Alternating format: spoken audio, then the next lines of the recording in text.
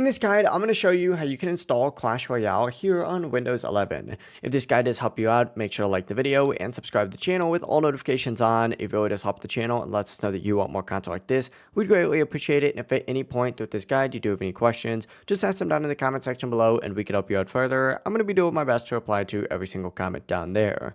The first thing you're going to want to do is open up a browser of your choice and go ahead and just search for something like Clash Royale PC. Now, I'm obviously using Google Chrome for this, but you could really use whatever you'd like. But essentially, once you do go ahead and get Clash Royale PC searched up, you're going to want to select this first link right here, which is play.google.com.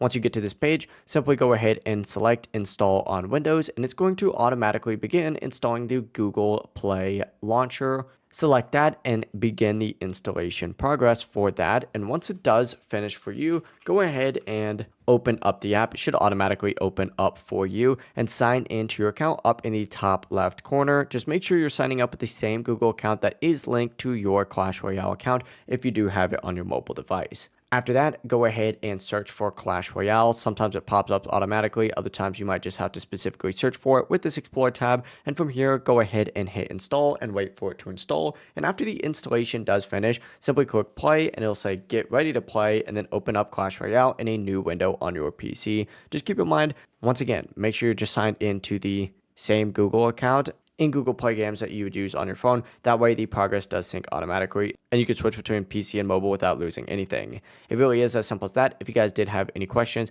just ask them down in the comment section below and we can help you out further. I'm going to be doing my best to reply to every single comment down there. Before you do leave this guide though, make sure to like the video and subscribe to the channel with all notifications on. It really does help us out. Lets us know that you want more content like this. We'd greatly appreciate it. Have a great rest of your day though. Peace.